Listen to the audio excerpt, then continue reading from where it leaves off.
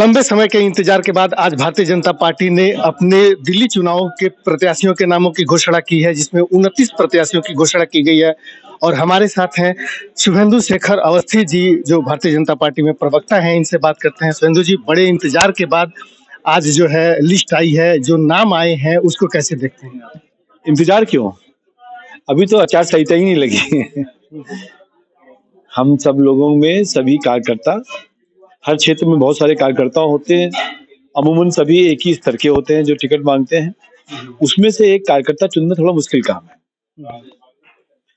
Party ने उसमें से चुना है, जिनको नहीं चुना है वो लोग मिलके उसको जिताएंगे। ऐसा पार्टी के सदस्यों का मानना होता है कि हमको मिलेगा तो हम जीत के आएंगे और जिसको मिलेगा उसको जिता के लाएंगे।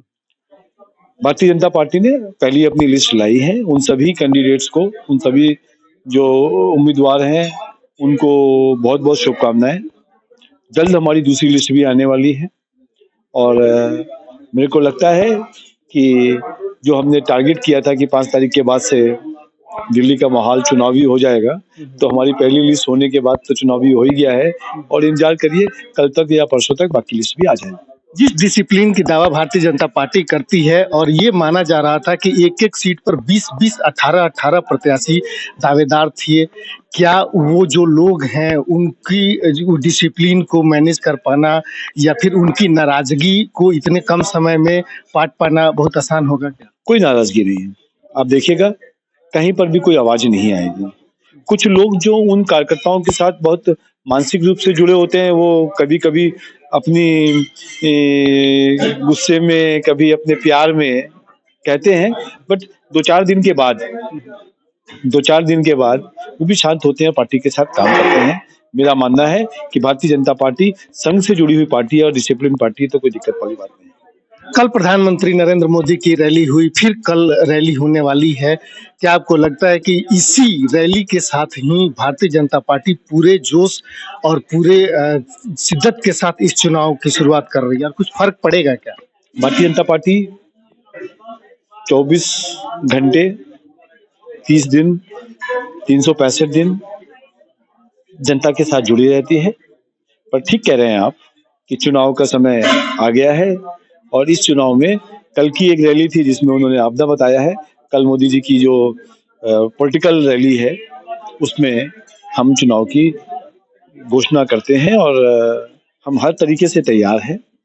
पर जो अब जब तक कैंडिडेट डिक्लेयर नहीं होता है, तब तक ये कह पाना बड़ा मुश्किल है कि चुनाव चालू हो गया। अब हमने वो भी लिस्ट दे दी है, तो अब चुनाव में आर पार की लड़ाई लड़ेंगे। इस बार हम 50 से ज्यादा सीटें लाकर, फिर से कह रहा हूँ, 50 से ज्यादा सीटें लाकर दिल्ली में डबल इंजन की सरकार बनाएंगे। इस बार जो लिस्ट आई है, अगर इस लिस्ट पर हम पूरी तरीके से नजर डालें तो ज्यादातर वो पुराने और बड़े नेता जो पीछे 2 बार 3 बार विधायक रह चुके हैं या दिल्ली के जाने माने नाम में से हैं, वही इस बार अरविंद केजरीवाल को उसी लेवल से चुनौती देने की कोशिश है क्या? जितने भी बड़े नाम है सबको उतार दिया गया है। जब धर्म युद्ध हो तो योद्धाओं को घर में क्यों बैठाना? अब ये धर्म युद्ध है, सत्य की विजय होगी और सभी बड़े योद्धा चुनाव लड़ेंगे।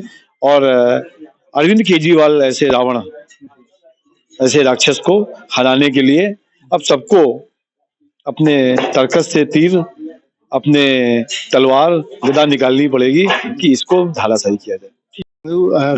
अवस्थी जिनसे हम बात कर रहे थे, धर्म युद्ध हो तो योद्धाओं को घर में क्यों बैठाना, इसी सोच के साथ भारतीय जनता पार्टी इस बार चुनाव मैदान में उतरी है। और आज के 29 लोगों की लिस्ट में वो सभी बड़े नाम हैं जिसके अनुमान और जिसका आकलन किया जा रहा था, वो सारे नाम इस लिस्ट में हैं।